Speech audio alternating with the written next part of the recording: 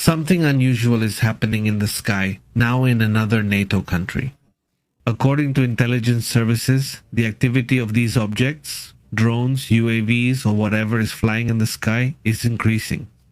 The Finnish intelligence service is warning about a growing risk. They say it's an incursion that is constant, it hasn't stopped. Well, we've mentioned it here because we're in a lot of forums about these topics and there are alerts every day. Look, this is flying here and there. This stays constant. This time it's not just unidentified flying objects incurring, but also increasing global positioning system interference. Attacks in nearby areas in the Gulf of Finland, warnings coming from Helsinki, not just a comment anymore. No, it's not the head of intelligence, it's the head of defense intelligence of Finland, Major General P.K. Tunen, who warns that there is an increasing risk. Meanwhile, Europe's position remains the same. It's a very passive stance where they are basically just observers. Finland is currently sharing a border of 1,340 kilometers with Russia and obviously all the conflict that has been experienced with Ukraine. Well, it has brought more attention to the fact that Finland is becoming part of NATO. From there, did Russia make more moves against Finland? The proximity of the attacks that have been observed at Russian oil ports near the Gulf of Finland has increased the risk of drones, even accidentally, straying into Finnish airspace. Also, electronic warfare has been ongoing for years. By the way, electronic warfare and cyber attacks are actually stipulated within the NATO article. But clearly NATO doesn't plan to do anything about it at all. Intelligence officers and the military are always complaining. Hey, we're getting attacked. Come on, the global positioning system fails. The global positioning system has been jammed for a while now in Russia, in this whole area. Yeah, you're already used to not having good global positioning system in all these regions. Because, well, absolutely nothing happens, and if you don't know that absolutely nothing happens, well, besides that, there are objects or websites that don't match Russian drones. There are other objects. There are a series of objects that have been seen in practically all of Europe, but also inside Russia, also inside China, where no one knows who they are. I mean, there are others.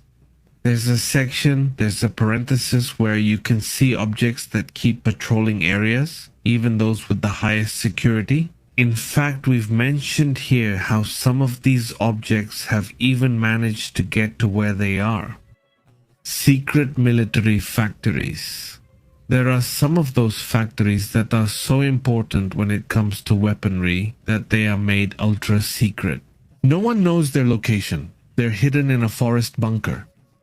And suddenly the objects arrive and stay there standing and watching the whole area, and you wonder, who told them? Who let them know we were here?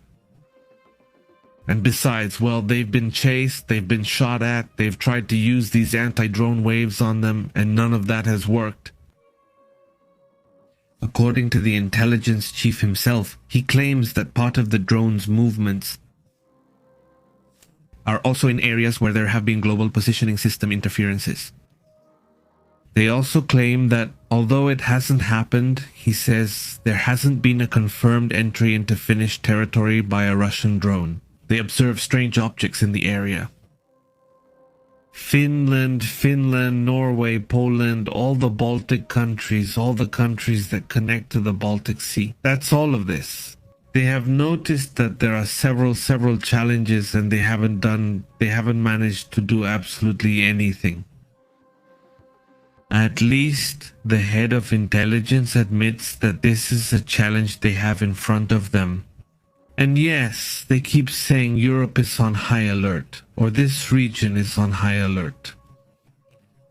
And well, the high alert has only been for that, to generate an alert, but not really to do something that would prevent this situation. In November, a United States anti-drone system was deployed on NATO's eastern flank. This was part of the Earnest Century program announced by Secretary General Marot. In other words, a deployment of United States anti-drone systems that so far hasn't taken any action, not even with advanced technology. So, well, what are we talking about? What are the risks? Well, from a purely NATO, Russia, Ukraine point of view, the risks are, if this is really Russia, well, that Russia has capabilities in NATO airspace and that there are no consequences. And this would also show a very strong weakness on the part of NATO. Now, there are a series of very interesting comments that have been made about this, and, well, there's a, listen to this, listen to what is said here, or... Attack Poland? Who will respond? Who will respond right now?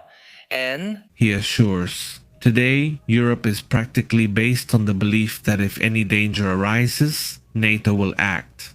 But, he says, no one has ever seen the alliance fully put to the test. They say, if Vladimir Putin decided to take Lithuania or attack Poland, really, who is going to respond? I mean, what about this? Well, on this topic, I think I would agree. Donald Trump, who has warned about it several times, has said it. I mean, really, says the United States, when it comes down to the moment of blows, probably no one will come to help us, right? Given this, considering what has been experienced and seen, someone who has already faced and has had to face Russia for several years says, well, I mean, we'll get military aid, but that's about it, right? No one is going to take another step.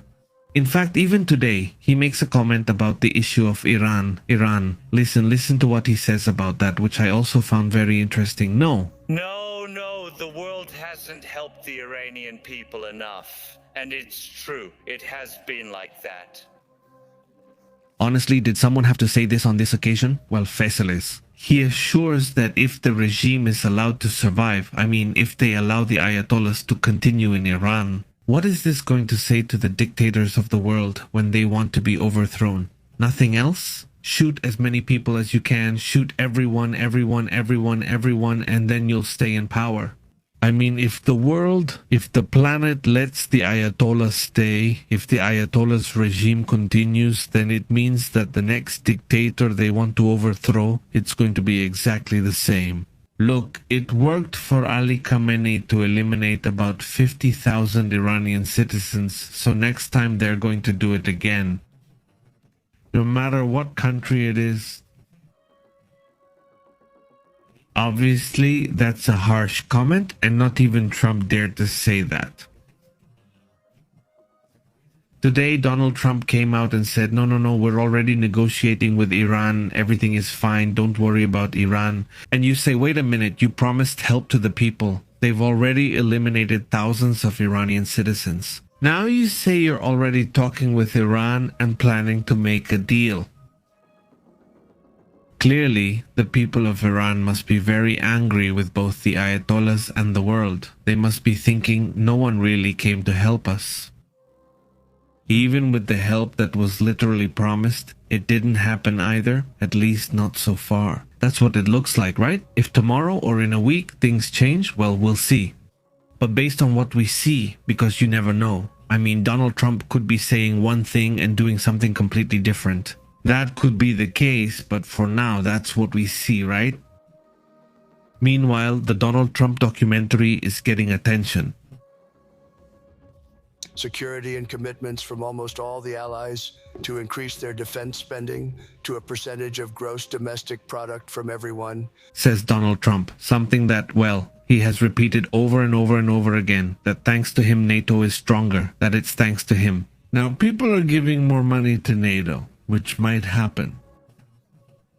That's possible, but for now, well, there are only promises that more will be invested in the coming years, right? It's a process that will take time, but it'll likely work, and NATO may become stronger. But he criticizes Spain and says that Spain is not going to spend that 5% of its gross domestic product, he says. Everyone except Spain. I don't know what's going on with them. Why won't Spain do it? I guess they want a free ride. We'll have to talk to Spain. That's Trump's comment on it. And obviously, that could have consequences later on. We don't know if tariffs or something else, but obviously it also draws attention today.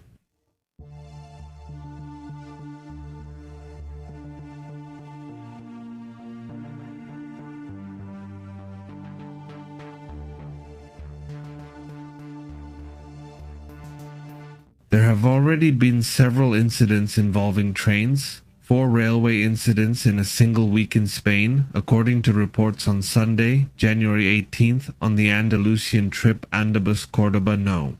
A high-speed train collision accident in which at least 43 people lost their lives and dozens were injured.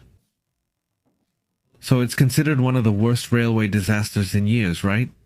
It's January 18th and then Tuesday, January 20th in Catalonia, a northeastern region, a collision between 2 commuter trains, where at least 1 person died. The driver and 37 others were injured. Region in northeastern Catalonia, Tuesday, January 20th, same day, Barcelona. There's also this issue being discussed, about a collapse, right? According to what they say, this is going to call for a national strike by the drivers' union, as well as on Thursday, January 22nd. Today, Cartagena, Murcia. What is reported is 4 people with minor injuries. It wasn't a derailment, but it was a collision with a crane. Thank you for watching. These 4 accidents happened in less than a week. Some very serious, others relatively moderate. No, but they do address several things here. First, what's happening with safety? The protests? Official investigators say there's no sabotage, just incidents. Meanwhile, the Pedro Sanchez government will face increased pressure. Now, the strike that could happen, or that has been called, is no longer by the drivers' union. They say increased security is needed. It's all about security, nothing else. So regarding this issue, it will also have to be observed, it will have to be discussed, right?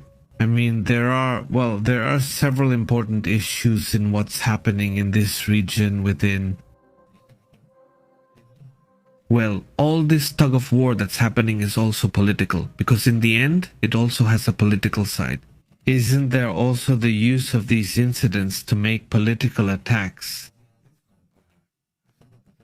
That too, I think all countries have it this time, but in that sense, in Spain, they don't talk about it. Those kinds of situations are happening there too.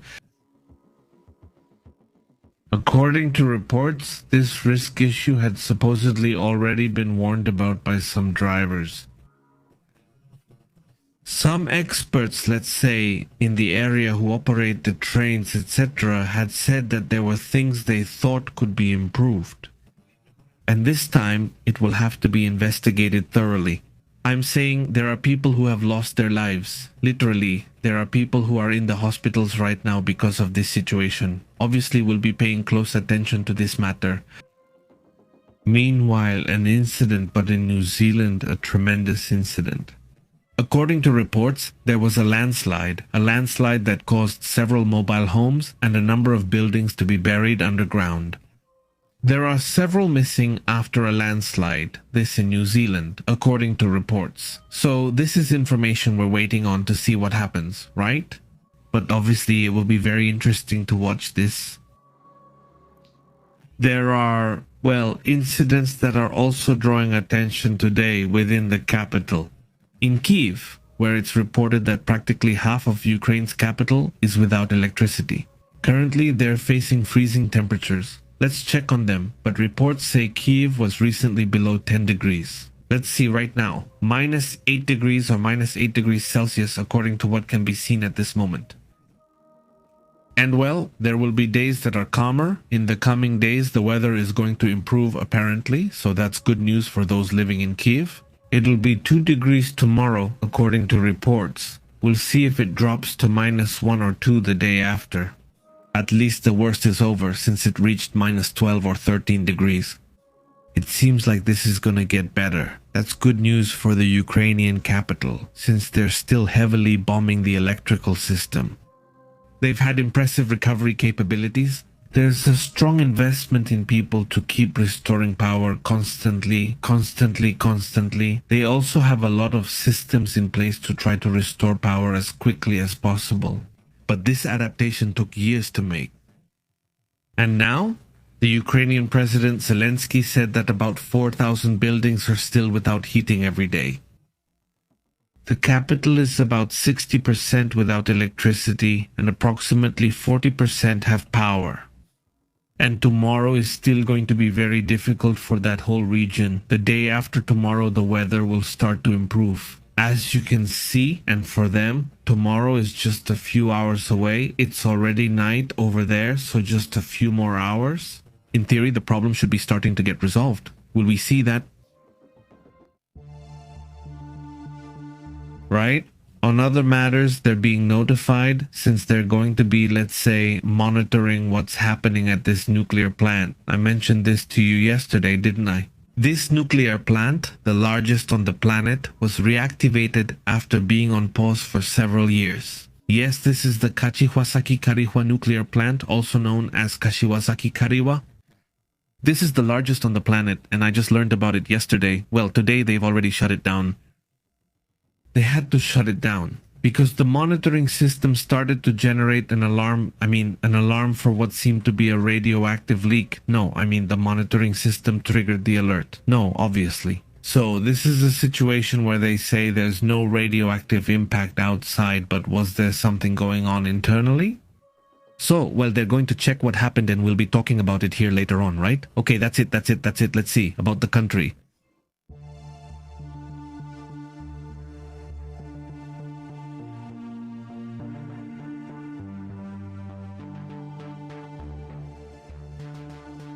Well, this incident also happened. It's a plane. A turbine apparently caught fire right there on the runway. They had to force the plane to abort takeoff at an airport in Brazil. The left engine, as you can see in the image, forced the crew to abort the takeoff maneuver. This happened in Florianopolis. There were 180 passengers and 6 crew members. No one was injured. Everything is fine. An excellent reaction from the pilot. He said, "It's cancelled now, right?" That was an Airbus A320 from LATAM Airlines, registration PRMASK.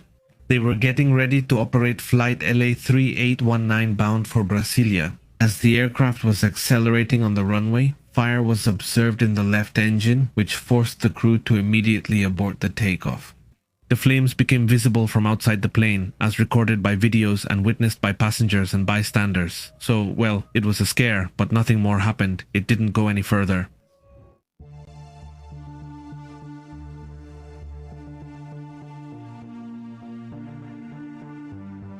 Rafael Tudares has been released. He is the son-in-law of Edmundo González Urrutia, and after being imprisoned for more than a year, 380 days, he was finally released. Well, that's incredible. According to what's reported in this report, his wife, Mariana González, daughter of Edmundo González, she reported that after 380 days of arbitrary detention by the Chavista regime, Rafael Tudares has finally been released. She states that this process was, well, a stoic struggle. She says a struggle that was obviously extremely tough, right? Pressure from the regime against Edmundo González himself. And well, it has been tremendous, right? Now he is free. According to reports, yesterday the United States filed a complaint against Venezuela at the Organization of American States, saying the prisoners haven't been released. They've only let a few go, right? So today they released this news where, well, they free a very important figure, obviously, but there are still many more left, right? The vast majority. Well, they're still being held, and this is also a really tough issue, because it wouldn't cost them anything to just give the order and release them. But, well, it's just not happening, right? That's also an important part.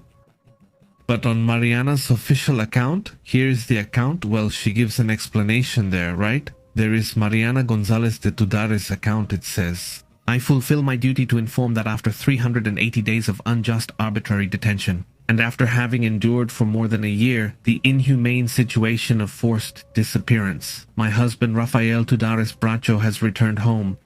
Well, it's obviously good news for them, and it's a sign of hope for the political prisoners over there.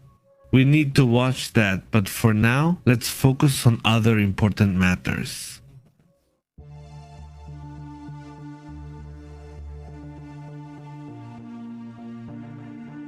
Right now, Donald Trump is in a very problematic situation. More approval ratings have been conducted to see how the approval of the President of the United States, Donald Trump, is right now.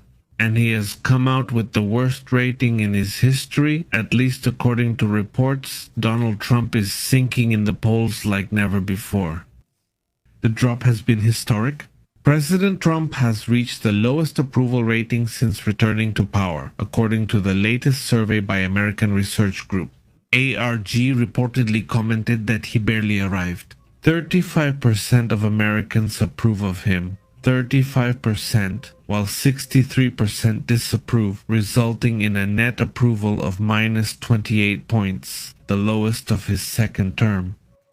Economic management has faced some of the most criticism.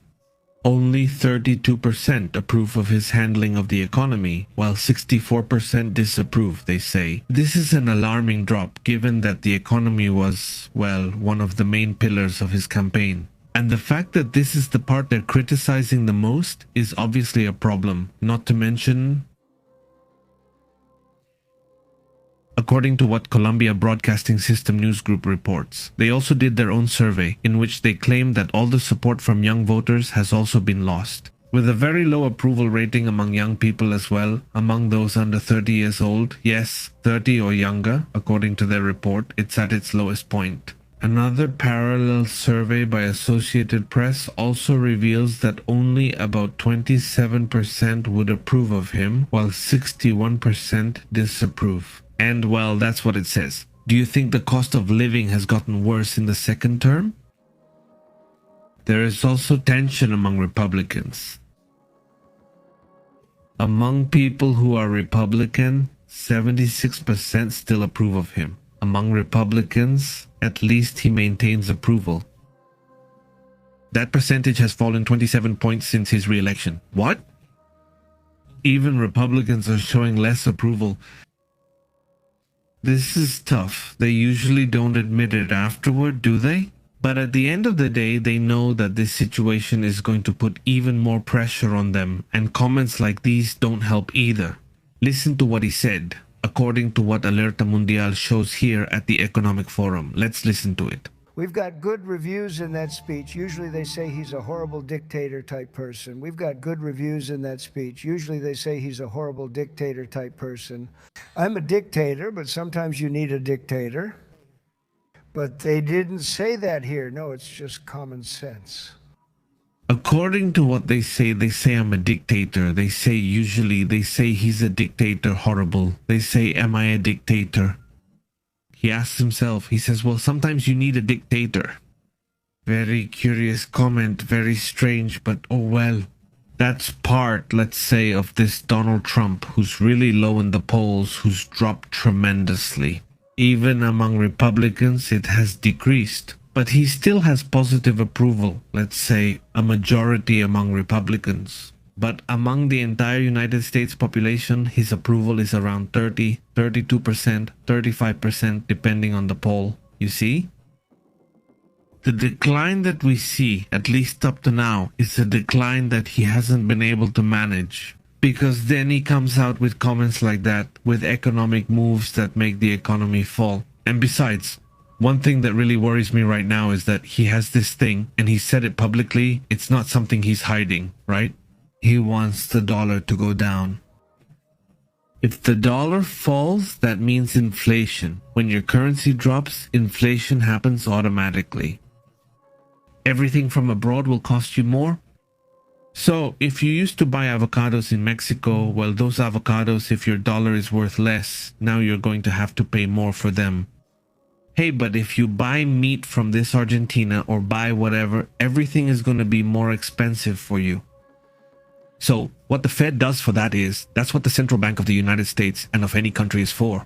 What they do is balance things. I mean, their goal is to keep inflation from skyrocketing. That's the goal. That's what they're made for. But what Trump wants is to take down Estados and Powell, the head of the Fed. Why? He says he can't handle things well. Why? He wants him to cut interest rates. For what? Well, to produce more, but you produce more, but also at the expense of the dollar.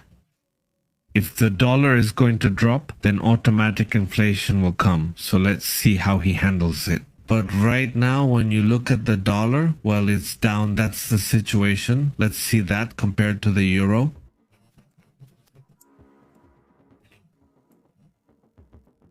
But it's really down. I mean, that's the drop it's had. And the drop is much bigger. I mean, if we look at it, the drop comes from even higher. Before it had been climbing, let's say. So, well, and this isn't just there, but I mean, compared to the peso, they're more or less in the same situation, right? I mean, the drop has also been, well, very significant. It's at 1840 and 1748, and at 1748 pesos for each dollar. Well, that's how things are. And meanwhile, they were saying, no, but gold is already going down. Gold, right? Yesterday, investors from various financial groups commented, look, there's gold right now, today, or right now, at this very minute, it's at a historic high, today. What does it mean that investors are losing trust in everything that's happening and prefer to go for gold? Investors and countries too, also? Central banks are saying right now it's about the dollar, but maybe it's better to go for gold instead. And right now it's at 4,900. I mean, almost hitting $5,000. I mean, $4,911, right? So, well, they were saying gold has already gone down. Does that mean everything has calmed down? Well, gold hasn't gone down. I had mentioned it to you here. It had a tiny drop, a very small correction, which if we look at it was this little one, this small piece.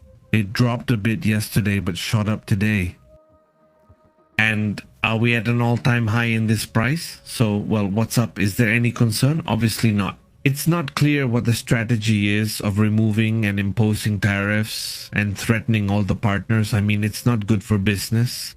In business, certainty is required because investments aren't recovered in a year, they're recovered over many years. So, if there's no certainty about what's happening, then obviously there's a risk, and those risks have a cost. What does it cost? Well, that they don't invest, that they prefer to go to gold. They say, well, if I can't invest, at least it's safer, so inflation doesn't eat away at my money, and they go to gold. So that's the issue. The collapse has been huge, both in the polls and in the current economy. And this obviously creates internal problems because in the end, when Trump is cornered, he also tends to start having very strange reactions. And that, well, just to mention, like when they say I'm a dictator now, this comment. Another comment from Zelensky caught my attention. Listen, it's about Greenland, right? I want to win. The one from one. I want it to be like a prison. Handshake. Those were things they had to say too. Europe must learn to defend itself. I mean, not depend on the United States or China or Russia or anyone. Absolutely.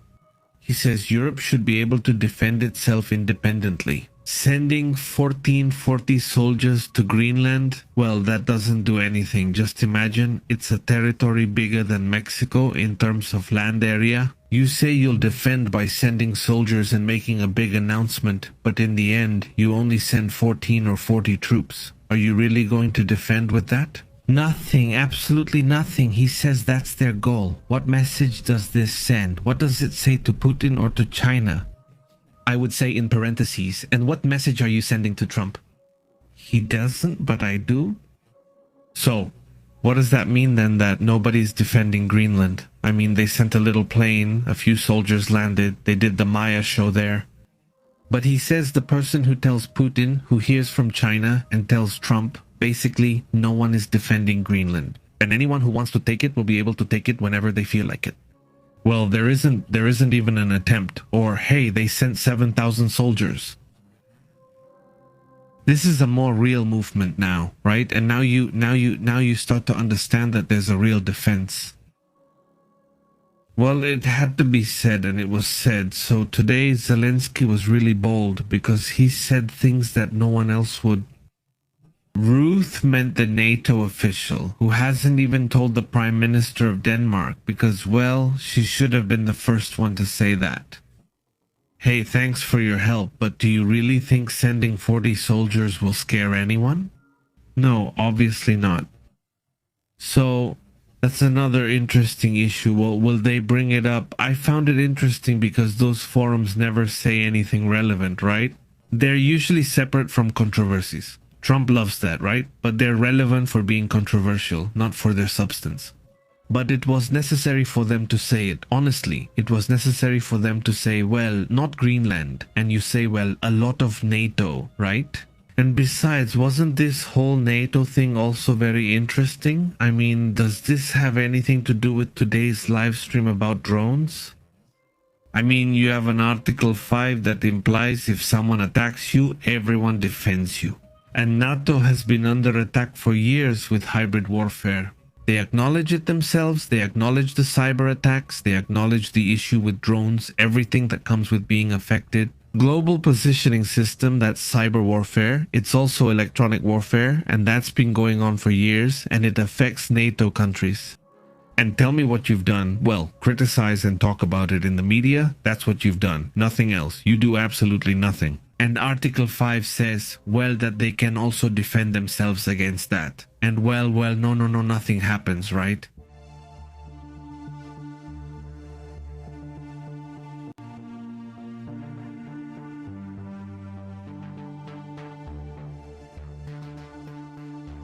The sun supplies all the electric energy, which is important. So, okay, it's point, all right. I need to get it right. Well, basically, the sun is the answer to everything when it comes to energy, and this refers to space. That's where the sure answer is. Elon Musk assuring that in the sun, in the energy that's in the sun, it would be enough. And more than enough to, well, now really to evolve from an energy point of view. Several of the satellite projects that Musk has already have solar panels. And he says that in space, it's basically the most important way to get energy. This could mean, for example, missions to Mars, missions to the moon itself. Even bases in space say that having good, efficient solar panels, efficient energy coming from the sun would be very important. Basically, in the comment he made today in Davos at the World Economic Forum, it's all about the sun as well. He has even mentioned it several times regarding Earth itself, saying, just imagine. With the panels we have right now, we can already achieve a lot, but in the future, with even better panels, we could do even more. Absorbing more energy could provide many solutions. Even with the idea of transmitting energy from space, basically you get the energy in satellites and then you transmit it to Earth. It's still just an idea. No, it's not happening yet, but there are several projects related to the sun. At least that's what Elon Musk is proposing. Another point is what he said today. Regarding robots, did you already miss Elon Musk? Not so much in politics, but in technology.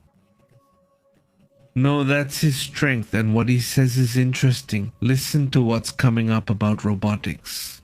And actually, my prediction is in the benign scenario of the future that we will. The robot will actually make so many robots and AI that they will actually saturate all human needs. Meaning you wouldn't even be able to think of something to ask the robot for at a certain point. Like there will be such an abundance of goods and services because my prediction is that there will be more robots than people. So, but how do you... There are more robots than people, says Elon Musk. And well, it's going to be like that. I mean, this one sooner or later assures that there will be more robots than people. And he says he's not going to want a robot to take care of his children or to take care of his pets. He says, we're in a moment, in the most interesting moment in history. Regardless of the fact that in many things I don't agree with Musk at that point. Yes, for me, we are in the most interesting moment in history. They asked me, what year would you want to be born? It would be at this time, right? The truth is that all these technological changes, everything you're seeing is incredible in every sense, right? It's a very interesting thing to experience in these times. And what it says is that next year, right? I stretched it a little bit more because it was supposed to be for 2025. But it says that by next year is when the robots will be sold, at least by them, on a massive scale. Already, the robots, so I understand by 2027, the end of 2027 robots will be sold, which according to this would be at a relatively affordable price. So the reality of the streets from 2030 will be very different. 2030 in theory. Because it's not the only company saying it, there are several companies that are already massively building robots. 2030, and it will be more common to see them in the street, right? With other people carrying things and working in construction in different areas. Because robotics is advancing there in a very interesting way, not very, very fast.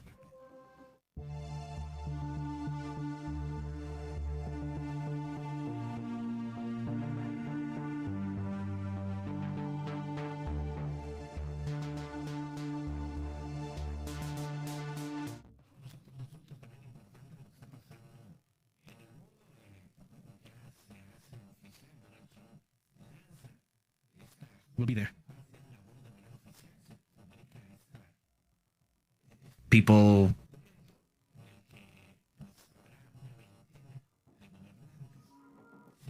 in a very interesting way, not very fast. Or why are you going to pressure a European country to be forced to be on a peace council in the Middle East? You say so, then punish them with tariffs. That doesn't really make sense. The President of the United States has raised this image with his signature for this peace council in a ceremony where, by the way, well, among them were the Argentine president, the Paraguayan president, and the Hungarian prime minister, right? Along with several others. According to what they report, this place of peace, or in this peace council for Gaza, well, they will also be thinking about how to invest within Gaza. Israel has heavily criticized it and doesn't agree with the topic, which also draws attention. There were also strong criticisms of the United Nations. And well, at that point he says that the United Nations has tremendous potential, but it's not being used. He stated that the combination of the United Nations and its board could produce something unique in the world, according to him. Well, the thing is, it's true. The United Nations has potential and aspects that aren't being used. He also claims that there are already 20 leaders, but 30 countries that could be part of this peace project. And well, if this works, it would really be something if it works, and hopefully it does. This would be, I think from my point of view, Trump's greatest achievement in foreign affairs.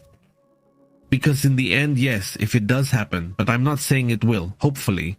Now the hope is that peace is achieved and that there is peace between Israel and Gaza and between the West Bank and this whole region. That would be amazing.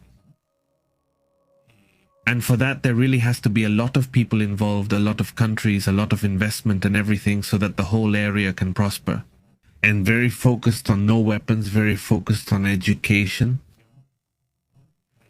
Reversing all the hatred that has been generated for so long is not going to be easy, but if it's done right, that's the big question, if it's going to be done right. But anyway, let's move on to other matters, and hopefully there will be a realistic approach that leads to peace in that whole region. Thank you.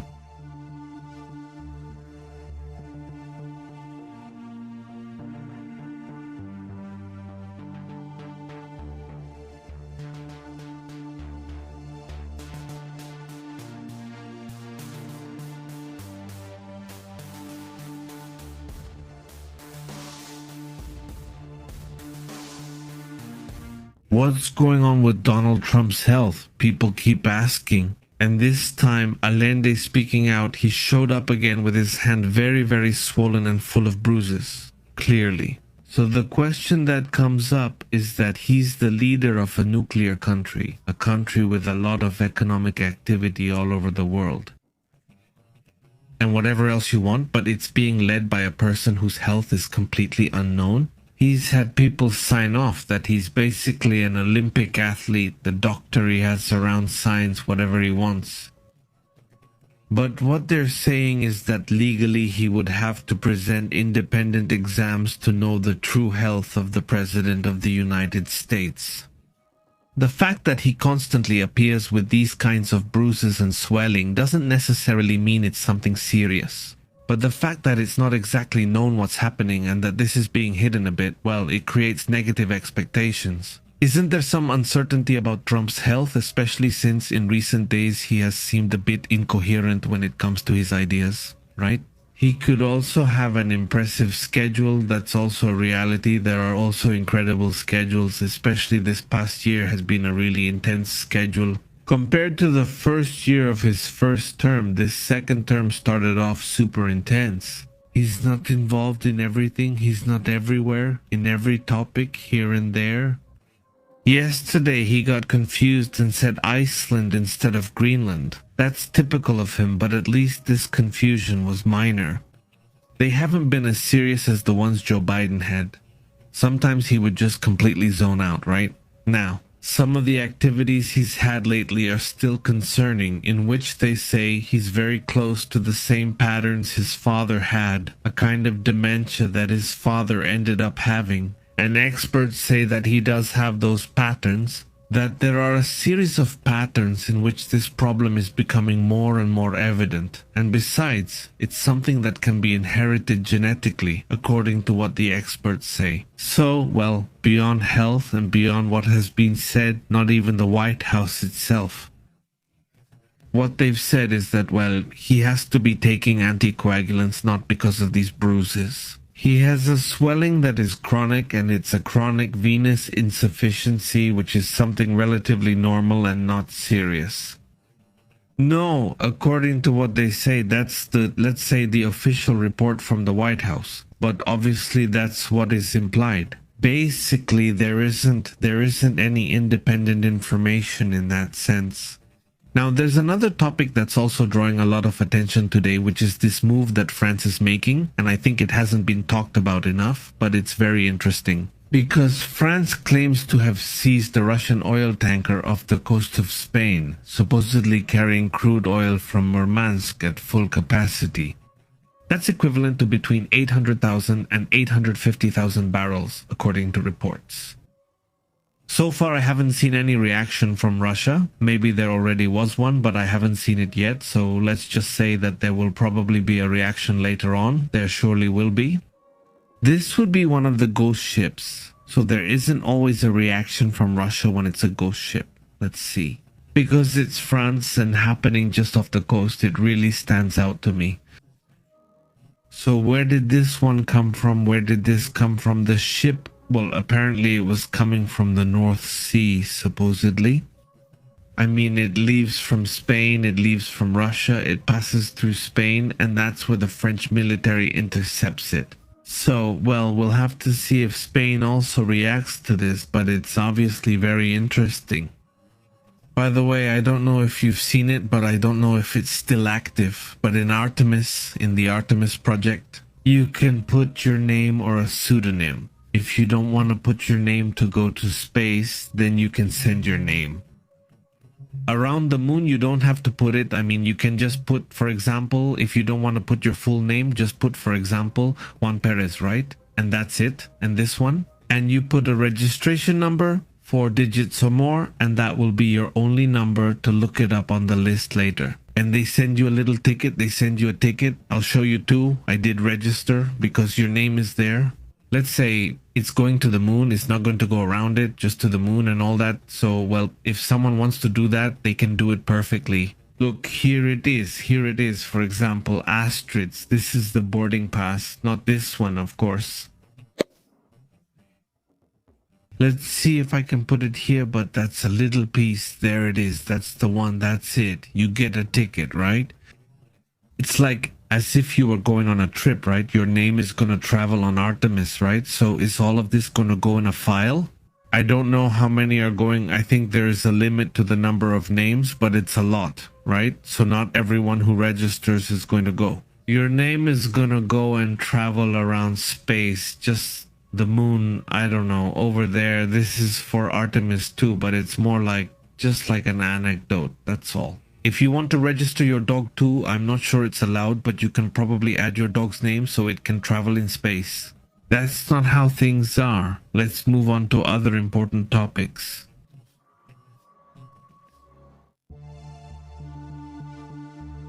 Pay attention to what's happening between Colombia and Ecuador. The conflict has been escalating. I don't know what our Colombian and Ecuadorian friends think, but Daniel Loboa imposed tariffs on Colombia. Because security already knows. No. Whatever Trump does, he repeats it. If Trump falls, he falls too. It's exactly the same thing. So Loboa said, oh, well, tariffs. And you see how he is. He imposed tariffs on Mexico. I don't know for what reason. And here, when they ask the government, hey, they imposed tariffs, they're like, tariffs? What tariffs? I mean, no, it wasn't even news, right? But in Colombia, apparently there's more economic exchange, so it does have more of an impact there. And well, there was a reaction from Colombia. Reports say Colombia stopped exporting electricity to Ecuador, reminding us of Ecuador's long blackouts. So, hopefully that won't cause any problems. But the Colombian government announced the suspension of international electricity transactions with Ecuador. A decision that, they say, is just another chapter in the challenges these two countries have faced. Colombia. What they said is that it's due to tensions, climate risks, and things like that. He mentioned something like that. In that sense, it's for national energy security and something like that, right? But everyone knows it's really a reaction to the tariffs. If you put tariffs on me, then I'll suspend your electricity, right? Well, that's how things are right now. It's interesting. We'll see where it goes and what reactions there are from one country and from the other. We'll talk more about it in detail later, but it's interesting.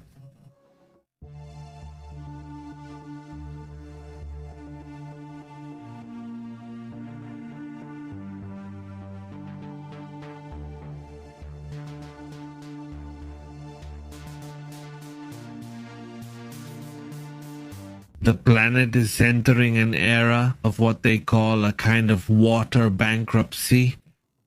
I mean, there's a problem with water, and it's not that there's less water in the world. The water is the same. The water isn't just going to disappear. So, the point is the potable water that we can use, especially in countries with a lot of people, and suddenly there's not enough. No, it could be due to lack of infrastructure, drought, or both, like in Iran, where both drought and insufficient infrastructure are issues. They're already thinking about moving the capital to another region with potable water because they have none, right? So they're referencing events in Iran, Pakistan, Nuevo León, and South Africa from the past few years. It's an issue that's going to keep happening more and more.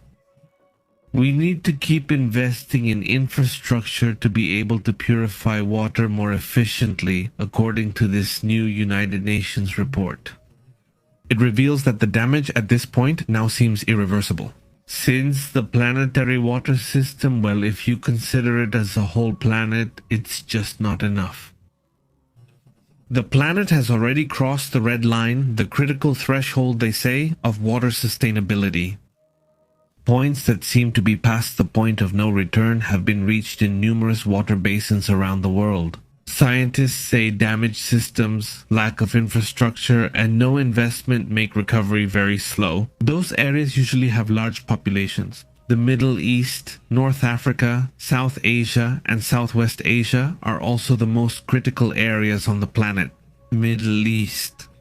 Well, we already know all the problems there are. We know everything Israel has invested to avoid water problems. Just imagine. In that place, they have become, along with Saudi Arabia, and then they say Egypt as well, because it's investing a lot in technology. They intend to be that whole Middle East region, including Dubai, including Qatar, obviously including Tel Aviv, and also a part of Egypt. It's growing a lot. It's rarely mentioned, but it's this one. Let me see if I can put it here. It's in this area. They're trying to create a sort of electronic and computational development powerhouse.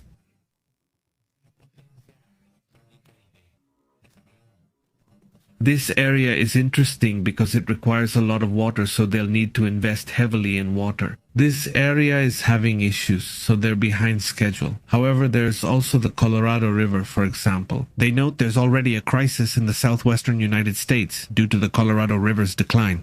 It's become a kind of symbol of overpromised water, right? Suddenly, rivers provide less water or it's all absorbed, so it's not enough.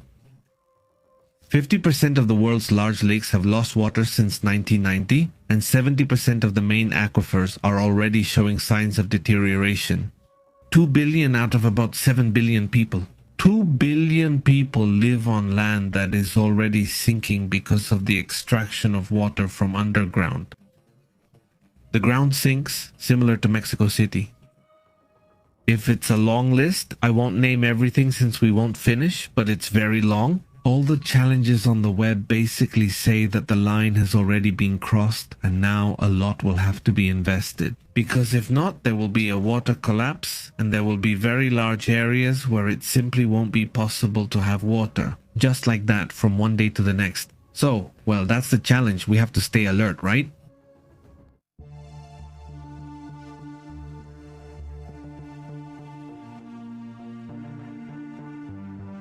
This surprising image of the Northern Lights was captured by astronaut Kimiya Yui. He is on the International Space Station, where he captured these images of the latest Northern Lights that have been appearing. It's also very interesting to be able to observe them as well. Well, here we have the first image of this French helicopter. This is the French helicopter that would be arriving at the Russian oil tanker. We'll keep monitoring this topic for updates, but Emmanuel Macron has already confirmed the French Navy boarded the oil tanker. The reason is that this ship was already under international sanctions, and it's suspected to be sailing under a false flag, according to France. Is it said to be part of the Shadow Fleet or Russian Ghost Fleet? And this is strictly following the United Nations Convention on the Law of the Sea. That's what they've just said a few moments ago, so well, that's what there is, right? Let's see if they give a little more information later on.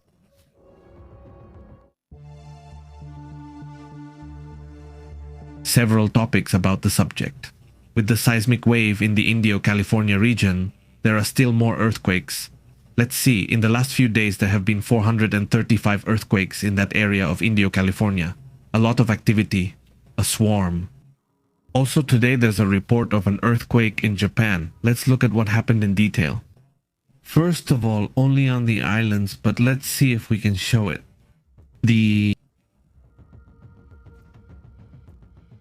This earthquake in Japan, here it is. Look,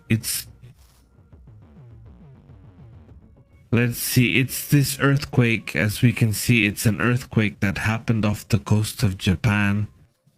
A magnitude 5. This would be the 5.3 earthquake exactly where a strong earthquake recently occurred in this area. There have been several magnitude 5s in this region. There's another one a little further south, which is a 4.1 earthquake, but this is the one that caught the most attention.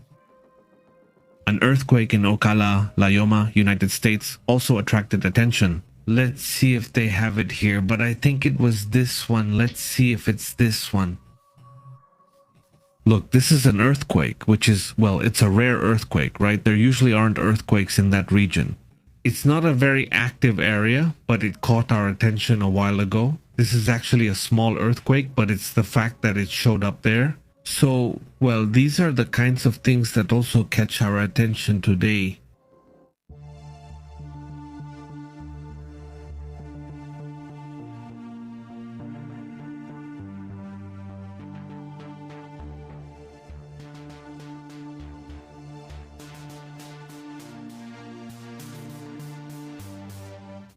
Let's move on to other topics also important. Before anything else, before we get to the comments, let's talk about what's happening in other parts of the world. Well, there are a series of reports that we're waiting for regarding Davos, which I think we'll talk about later. But something is happening in Vermont. Let's talk about that, about the WAF issue. There have been some very curious sightings there, also in that area of the United States. Let's go with that.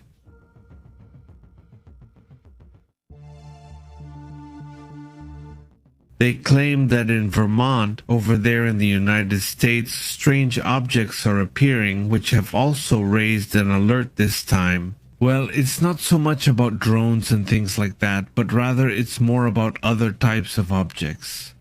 More like the waft type, more like Tic Tac actually. Some of them call them more disc-shaped and things like that, right? But the thing is that identified aerial phenomena have caused an alert in Vermont. In fact, there's even been some panic on social media because, well, yes, some people say the sightings have been surprising. We'll see later if I can confirm some of the videos going around because some of them do seem very, very strange to me, but without confirmation, it seems complicated to me.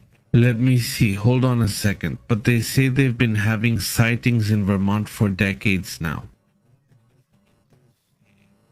Very, very clear and very surprising. Some of them claim to have seen objects that are enormous in size, though they don't dare to say exactly how big they are. No, I mean, but let's go to the map first to see which area of the United States this place is in. It's in the northeast, not too far northeast in the United States, where many sightings of these UAFs or drones or UFOs or whatever have happened. It's close to New York, that's Vermont. According to reports, for decades they've been warning about unexplained aerial phenomena that have baffled pilots. Both military and civilian crews have also become, in that area, one of the epicenters of the greatest anomalous phenomena, also identified as FANIs, UAFs, UFOs, and so on. No. No, don't tell him. Let's go. Let it start. From a distance, Babel, but prophet.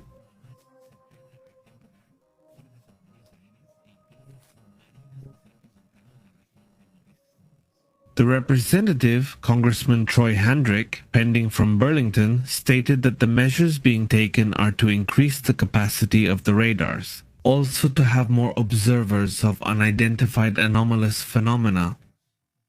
He emphasizes that this working group is publishing periodic reports to ensure that the public is informed about everything that is happening in the sky over Vermont. Unlike other initiatives that depended on federal disclosure, this initiative aims to make sure that everything reported is published, even if they don't have an explanation for those anomalies, because what they used to do before was hide them.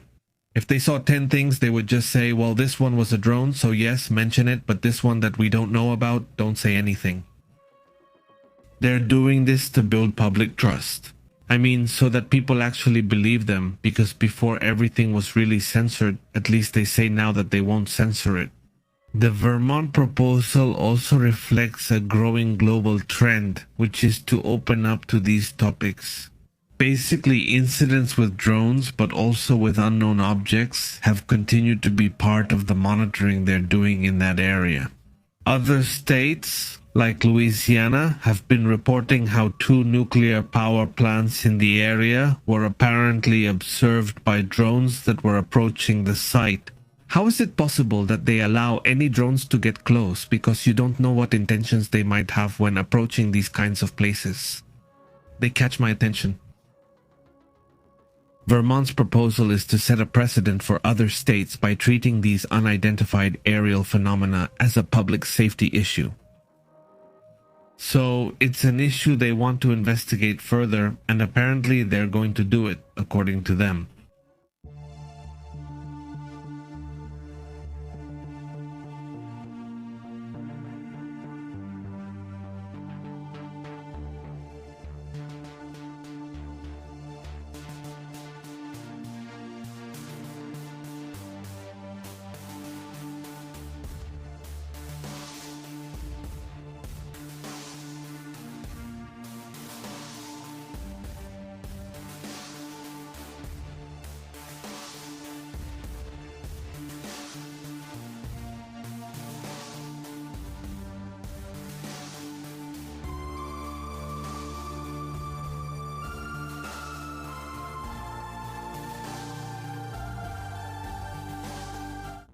Alright, let's move on to other topics. The former special counsel Jack Smith, who led 2 cases against Trump, is now defending himself in testimony before the United States Congress. According to reports, he was the one who led 2 cases against President Trump, and now he is testifying publicly before the House Judiciary Committee. Well, there are several issues there that could even lead to a sentence against the President of the United States on that matter as well, because that whole situation could be interesting. Let's say no, stick with what he knows, since he had been quiet. Smith, and well, he has information, obviously important information, right? This former special prosecutor said his decisions were based on facts, not politics, and that he has no partisan loyalty to either Democrats or Republicans. Does that matter? He said he would file charges against President Trump again, whether he's a Republican, and if it were a Democrat, he would file them as well.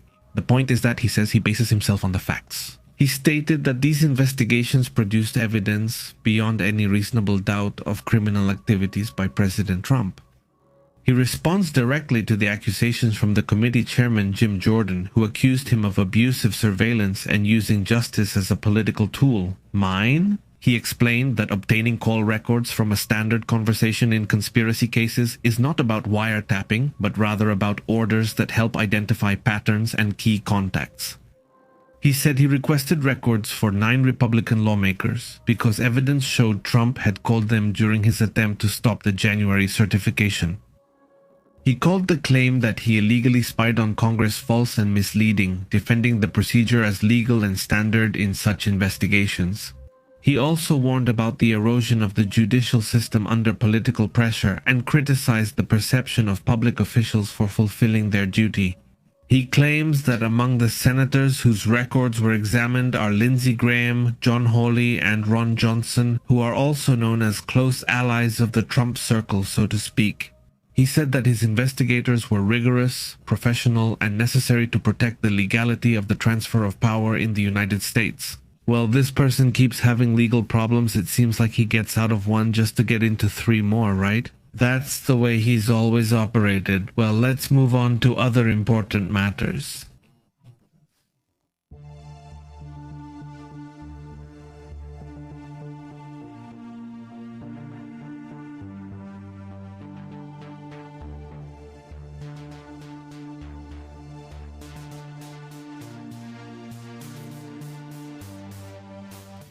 How have you all been? How's everything? We're here, reading your comments. Thanks for joining us. Hello, Fernando. How have you been, Tino? How are you? A big greeting to everyone in the community watching us. Thank you so much. Marcela, how have you been? Nicole and Franco. Francisco Arce, it's great to see you all.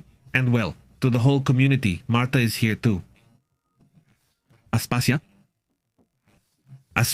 of Miletus, very good greetings. Well, to the whole community, thank you so much for being here. So, Bio25, how have you been? Very good, yes. Look, they sent forestry experts from Mexico to Chile to help. Look, the brigadiers from CONAFOR, the National Forestry Commission of Mexico, sent 155 brigadiers. Greetings, Bio. I hope things improve for everyone in Chile, especially those near the fires.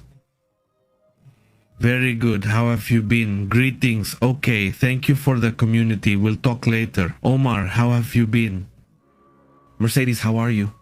Greetings. Thank you very much for your support and the support of all the members. Thank you very much. Which letter was it from? It says it comes from the origin. I don't remember anymore. The same. From Basque origin. From there. Yes, I don't think so. It's too late. I'm working. I think they're regrouping their chest. We should see, right? The Euskadita Askatasuna members are from the north. They're from the Basque country, right? That's where that group comes from. But I don't know what's going on, let's say, regarding the A train, the trains and all this. Well, I don't know what to think, honestly. I mean, we'll have to wait and see what they say in those investigations, and let's hope it doesn't happen again. Because it really catches my attention that there have already been 4 incidents around there. Well, we'll keep reporting. Omar, how have you been? He talks about walking at night through the forests of Vermont, and there are parts, because of how dense the forest is, where you can't see practically anything. Now just imagine, or imagine how it would be. So then, would there be good visibility, you mean? Or is the forest so dense that you can't see? Interesting, Vermont. I tell you, Omar, that I have been to Vermont. Yes, it's a place that's supposedly full of stories, right? Well, New York, Massachusetts, and a bit further down towards New Jersey. That whole area, right? It's had a lot of sightings, really interesting stories around there. Great. So, Washington, how have you been? Greetings to Chile. What's up? Greetings, Fernando, to Peru. Very nice. Glad you're subscribed. Greetings, Fernando. All right, well, we'll be back later with more information. Thank you so much for joining us. See you in a little while. See you later.